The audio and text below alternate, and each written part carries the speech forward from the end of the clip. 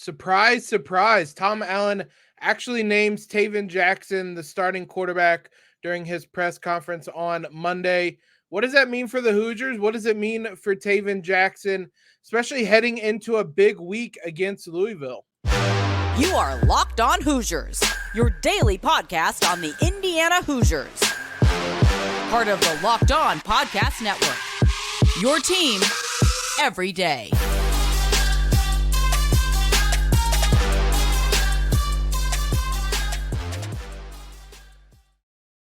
Happy Tuesday, everybody. You are Locked On Hoosiers, the one and only daily IU podcast, part of the Locked On Network, your team every day.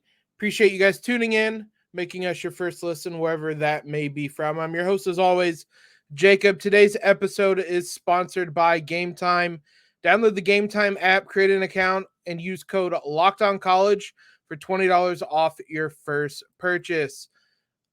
I don't think it's an understatement to say very surprising move from Tom Allen on Monday as he names Tayven Jackson starting quarterback for Indiana. Surprising because anyone who's followed this program over the last two seasons knows how much he protects who's going to be the starting quarterback and doesn't reveal that information.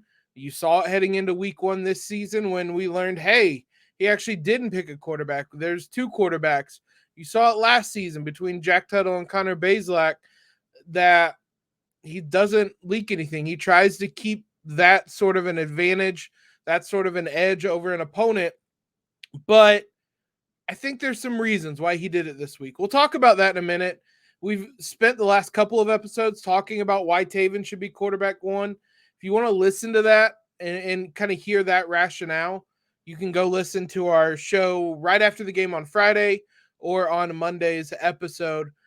Let's talk about what these guys had to say, what Tom Allen, what Tayven had to say about this decision. Tom Allen said he made the decision on Saturday. He didn't want to make any kind of rash decision walking off the field, though, as we said, you can look at the snap count, the play count. It seems like they made their decision on Friday, but they went about Saturday, made the decision, watched the tape, solidified. All the coaches were in agreement. He brought the two quarterbacks together on Sunday, sat both of them down together in his office and told him the decision, which is unique. He said he hadn't done that before. His reasoning was that he basically, quote, wanted a crystal clear message. He wanted to kind of avoid any sort of he said, she said, or I was told this and you were told that type of thing. He had both of them in there. He said, he gave his rationale to both of them in the same meeting and told Tayven he would be the starting quarterback. He had some interesting comments because I've seen the sentiment from a number of people that just watching these two play on the field, Tayven looks to be the much better option. And why was this ever a debate? He sort of addressed that a little bit, talking about Tayven not really being that good of a practice player, or maybe a better way to phrase it, being a better player during games than in practices. Here's what he had to say, Tom Allen did. Quote, actually, I think he plays better than he practices in regards to even some executional things. Some guys are like that. When the lights are on and the pressure's on and you got to make those throws and you got to make those plays and people are in your face, you're getting hit, Tayven makes those plays. Certainly, he made a lot of the throws he needed to make against Indiana State. And, I mean, some of the throws that didn't even count were really big throws, and he was making the right plays against Indiana State. Granted, it is Indiana State, but he was making the right plays nonetheless. Tayven was asked about that as well. He spoke after Tom Allen did. Quote, I feel like if you would go to any QB, practice is different than a game. Practice is almost harder. I feel like when I step on that field, I let everything go and just play free. Fair enough. Whatever the rationale is, they came to the right conclusion. Did it cost them a game along the way? Would they have beaten Ohio State if Tayven was just the guy? If that play calling was going to be the same, then probably not. But ultimately, they came to the right conclusion, and they did it quickly enough that IU still ultimately there was no damage done. Maybe you would have had a better shot at an upset against Ohio State, but nobody was thinking that was going to be a win. So IU still 1-1, which they needed to be, and now they have their starting quarterback moving forward. Tayven spoke about it a little bit, as we just mentioned, said this was a dream come true for him to be a starting quarterback in college football. Interestingly, well, first we'll say Trace Jackson Davis talked to him. He said, quote, "Good job, young king. Don't look back." He kind of laughed and said, Trace isn't really the maybe the emotional one, so to speak, or anything like that. He certainly showed emotion when he played basketball, but he's not quite the emotional one when it comes to things like that. So the fact he said those words, Tayven said, meant a lot to him, more than the words themselves. So clearly a connection there. He was asked about if he's leaned on his family at all. Tayven, throughout kind of the beginning of his college career, his father was a college football player himself, I believe, at Washington State. Obviously, Trace, I believe they have a sister as well that was a college athlete. Another funny quote, I don't know if I can say my brother had competition or adversity, because we know what he did. He kind of said with a laugh, said he's spoken a lot more with his father about that, about battling through that adversity with his father, his sister, and really leaned on them for kind of guidance in that regard. And it was interesting. Tayven said he spoke to his father after being named the starter. First thing his father said was to go check on Brennan Sorsby, go make sure he's all right, because if the shoe was on the other foot, you would want that. So it really seems like he has some really good people guiding him in this. Now, interesting heading into this contest, this is going to be his fourth time playing in Lucas Oil Stadium, because Tayven racked up some hardware in high school with a number of state finals appearances and titles. He spoke about kind of the difference in Lucas Oil versus anywhere else. Quote, "The turf is very hard. The lights are very bright," which figuratively and literally, there's going to be a lot more focus on this game because it's in Lucas Oil Stadium, and literally the lights are very bright. He said receivers have a hard time kind of tracking the ball if you're not used to playing in Lucas Oil because of how bright the lights are. I don't know how bright they're going to be on Saturday. It's a noon kickoff, but nonetheless, there are differences. But Tayven is certainly very familiar.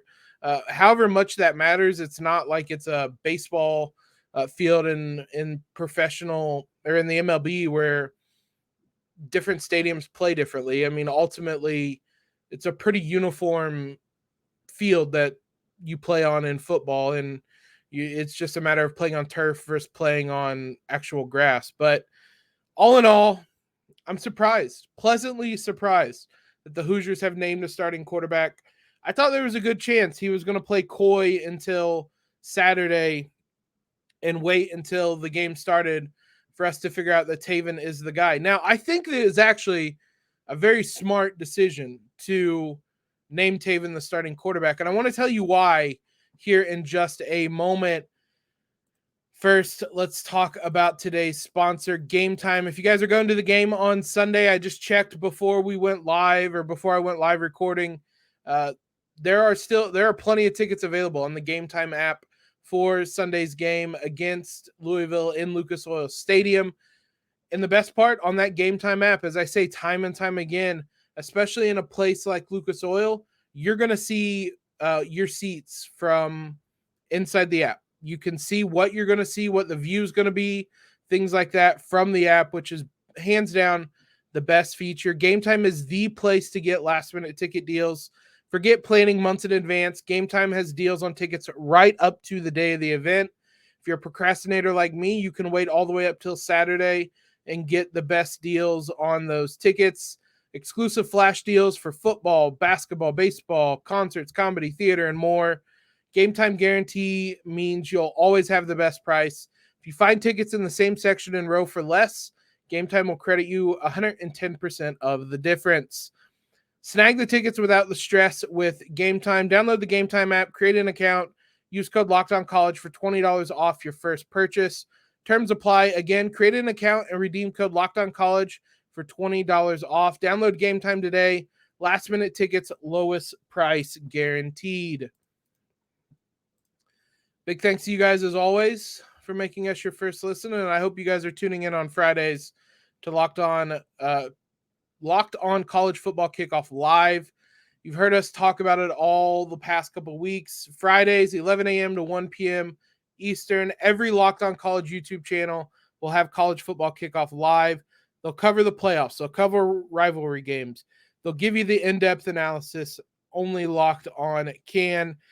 Catch it every Friday. Locked On College Football Kickoff Live, 11 a.m., 1 p.m. on any Locked On College YouTube channel, Locked On Hoosiers included.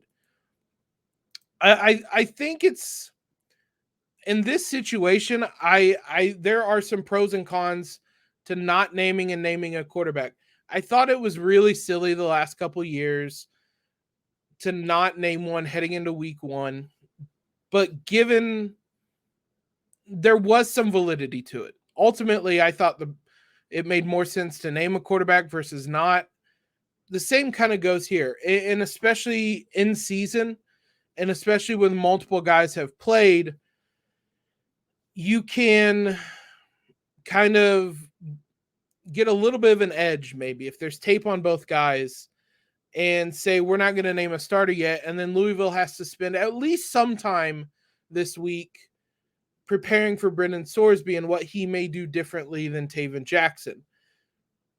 How much their game set, their skill set varies, I don't know that it's a great deal that you would have to. It's not like you're preparing for Michael Vick versus Tom Brady, where they're playing two very different styles.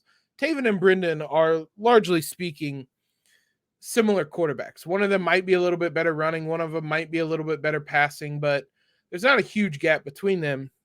So I could understand if Tom Allen didn't name a starting quarterback. I wouldn't have agreed with it, but I would have understood it. That being said, I think it was the right call to name Tayven the starter on Monday. For one, it gives Tayven a lot of confidence. He's now heading into the week knowing that he's going to be QB1 for now and into the at least short-term future. There's going to be a Dexter Williams question to be asked here in the next couple of weeks, and I'll mention that in a minute. But there's no more wondering if he's a starter. Both guys spoke about it after the Ohio State game. Neither seemed thrilled that they were splitting snaps, as you would expect them to be, but it really made it hard to get into any sort of rhythm. And so I think it's really important in that regard. You name a starter. Tayven himself talked on Monday about how part of that question about practice being harder than a game was him saying, look, practice is kind of where a lot of the decisions on the starting quarterback was being made. And he was worrying in practice. If he made a mistake, does that mean he's going to get less snaps? Does that mean he might not be the starter anymore? What is going to be the consequence of a mistake he might make in practice? You don't have to worry about that anymore. You're the starter. You've earned that spot. And I think that part's important as well. His play earned him that spot. It wasn't kind of by default or we had to name somebody. His play earned him that spot. So I think Tayven, this decision gives him a lot of confidence heading into, again, a really important game against Louisville. It gives the team some clarity as well as maybe a little bit of confidence. Tayven now is your guy, your quarterback. You're heading into this week with Tayven as QB1. He's going to be taking all the snaps with the first team. There's no more splitting snaps throughout the week. There's no 50-50 on this. Tayven is your guy. He's taking those QB1 snaps. That means he's going to get a chance to build more chemistry with the first teamers, something that it looked like he didn't have as much in week one against Ohio State. It was there a little bit more against Indiana State, probably a lot more. So maybe it's something reading a little bit too much into with a small sample size, but it's important. It doesn't make it any less important that he's going to get a chance to continue building chemistry into the season now with these guys and with his receivers, his running backs, his linemen, things like that. So that is certainly important as well. It gives the team confidence that they know their guy is back there. And he, again, I said this a minute ago, he earned that spot. He played really well against Indiana State and he was rewarded. And the team is going to take note of that, that if you play well, you're going to be rewarded. And that adds a little bit of incentive maybe for some of these guys to really perform at a high level and see that if the coaching staff is going to see that, and you will be noticed if you play at that high level. This is also now a chance for Tayven to win this starting quarterback position. It's unclear how long he is going to have as the sole quarterback, and this is the Dexter Williams discussion that I mentioned.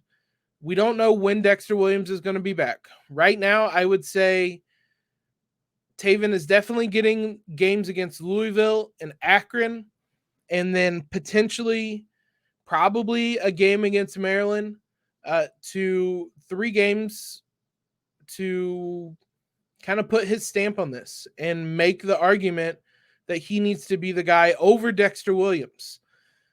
There could be more games. I say up to the Maryland game because then that is IU's bye week. And if you were going to integrate a new quarterback, it would be during the bye week.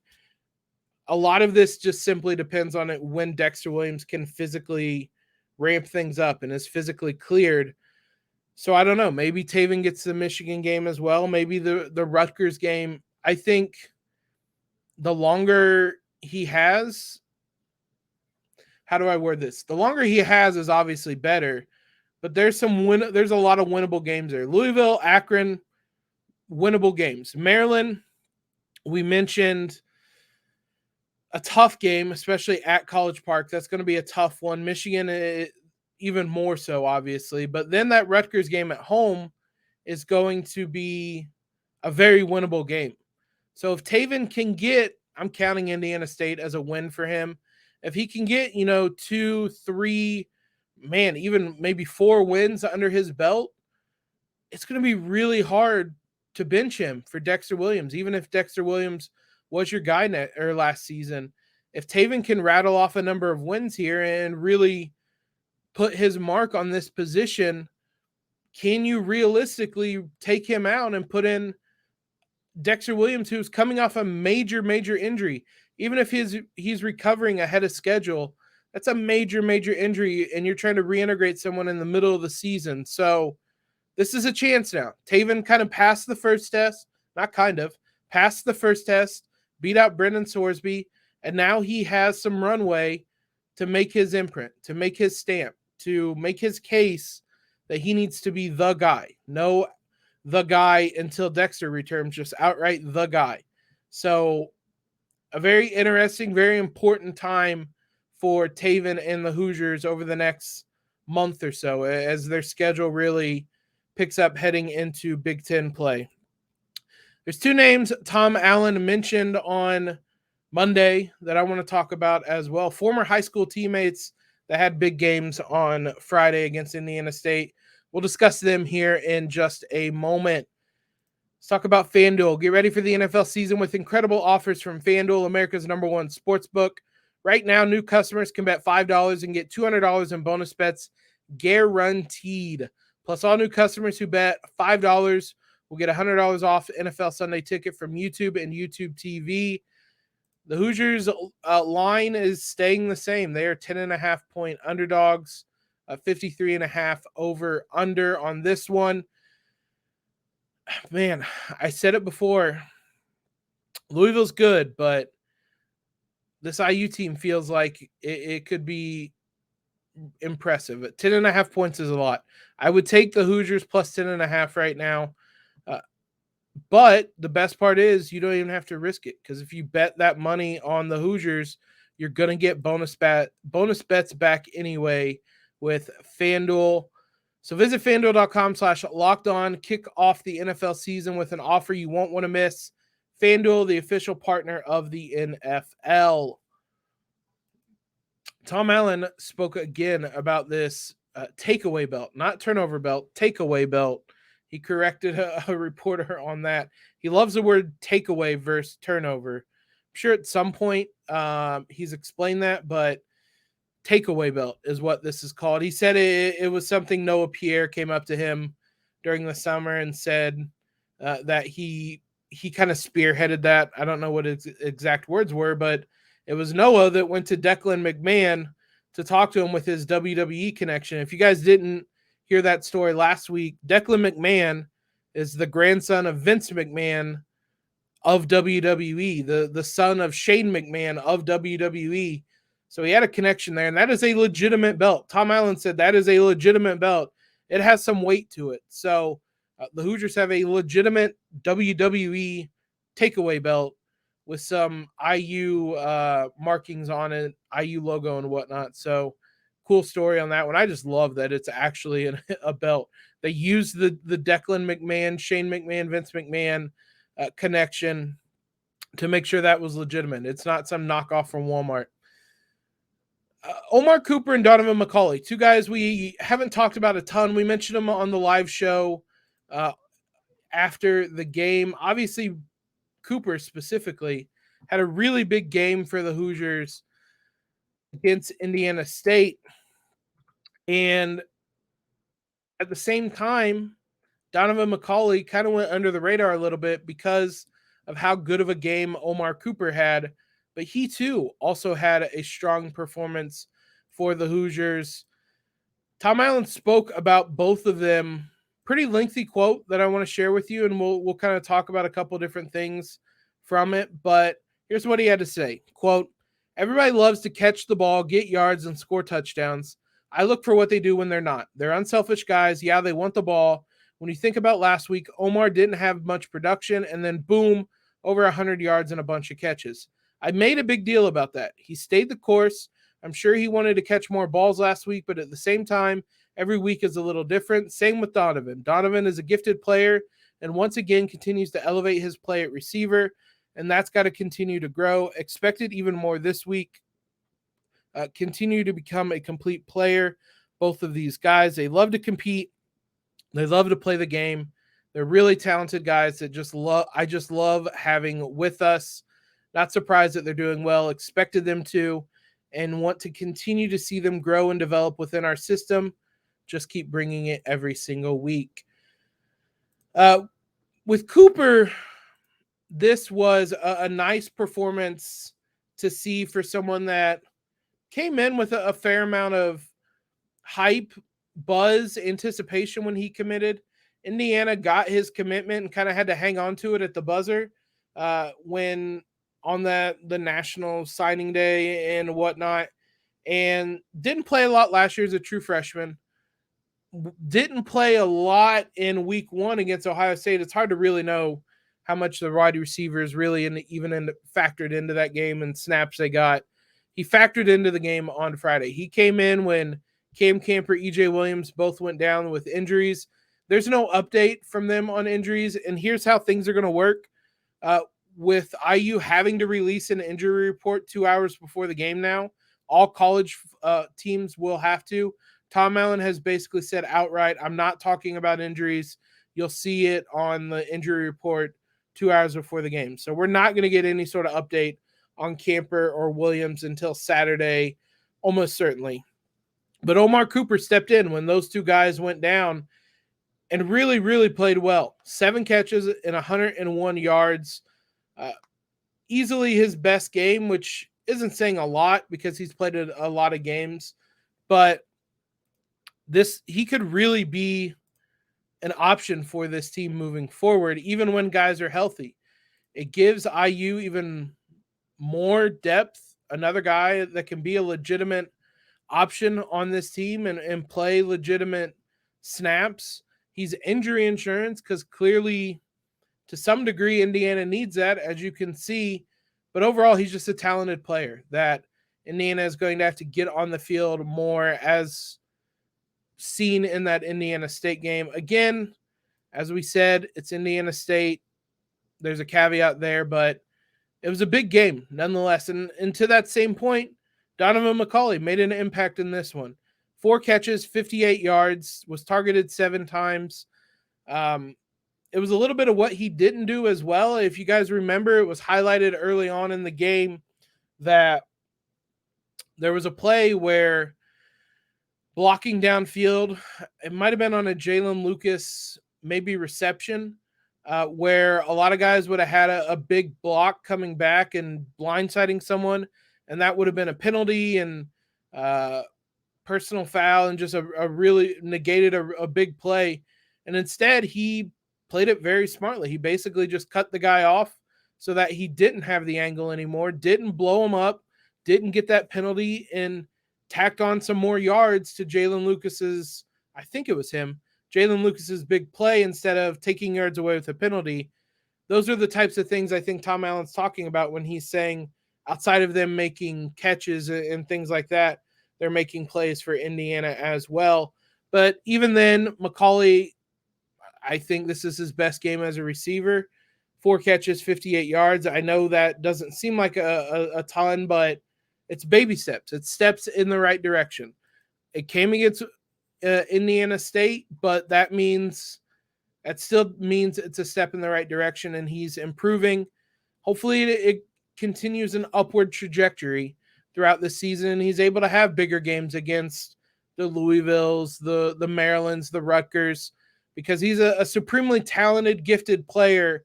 And if he can make those big plays and become a legitimate option for Indiana, again, it only means good things for the Hoosiers to have a lot of talented wide receivers. Hopefully these two are able to continue building on a strong performance against Indiana and become more legitimate options when the Hoosiers are, knock on wood, 100% healthy moving forward as well. Thanks again, everybody, for making Locked On Hoosiers your first listen every single day. Tomorrow, we're going to take our first look at Louisville, what's in store for them. Thursday, we're going to have a crossover preview episode with Locked On Louisville and Dalton Pence. And then Friday, we're going to have kind of the last-minute things you need to know, matchups, storylines to watch, things like that. Follow us on Twitter if you guys have not already. Subscribe to the podcast. Leave those ratings and reviews that help us out so much. But most importantly, though, guys, I hope everyone has a great Tuesday. And as always, Elio.